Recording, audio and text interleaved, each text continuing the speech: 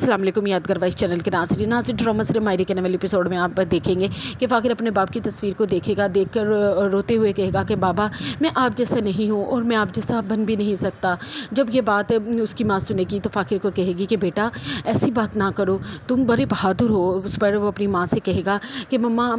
पापा के कारोबार में बहुत नुकसान हो चुका है, बहुत कर्जा चढ़ा हुआ है, फैक्ट्री में भी आग लग गई है, लेकिन बाबा ने हमें कभी किसी चीज़ को महसूस नहीं करवाया और हम सब की पूरे घर की और मेरी भी बेजा ख्वाहिशें पूरी करते रहे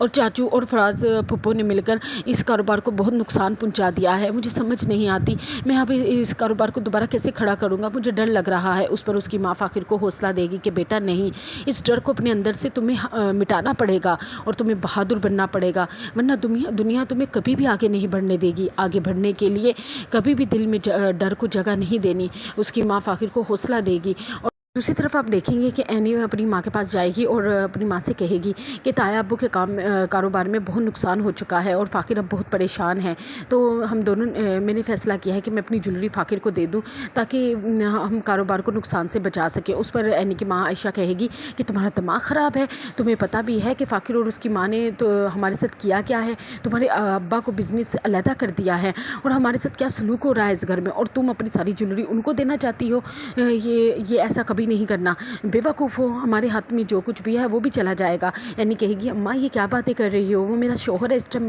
परेशान है और ये तायाबा ने ही ज्वेलरी दी है ना हमें। तो वो कहेगी कि हाँ ये उनकी परेशानियाँ ना वो खुद हल कर लेंगे, लेकिन तुम्हें ज्वेलरी देने की कोई ज़रूरत। इसी तरफ आप देखेंगे कि आयशा की माँ के घर डकैत पड़ जाएंगे और वो उनके घर का तमाम सोना पैसा लेकर फ़रार हो जाएंगे, जिस पर आयशा की माँ अपने बेटे जमशेद को कहेगी कि जब से तेरी बीवी मनहूस इस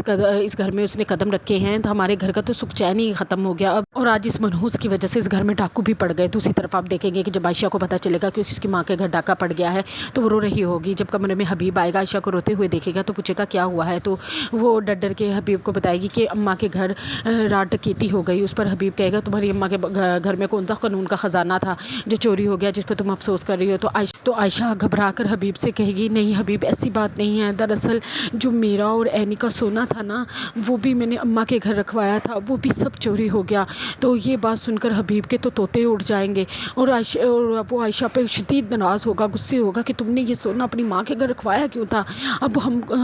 कंगले हो गए, हमारे पास तो कुछ भी नहीं बचा। और दूसरी तरफ आयशा सोचेगी कि काश एनी की बात मैं मान लेती और ये सोना फ़ाकिर को दे देते तो वो कर्ज़ा उतार लेता, मैंने लालच की तो देखो वो सोना आज हमारे भी किसी काम का नहीं रहा और चोरी हो गया। और आयशा ये भी सोचेगी कि खुदा की तरफ से ही हमें सज़ा मिली है क्योंकि हम सारी ज़िंदगी भाई और भाभी ने मेरे और मेरी बच्चियों के सर पे हाथ रखा और आज उनके मरने के बाद फ़ाकिर पर मुश्किल वक्त आया तो ये इन लोगों ने लालच की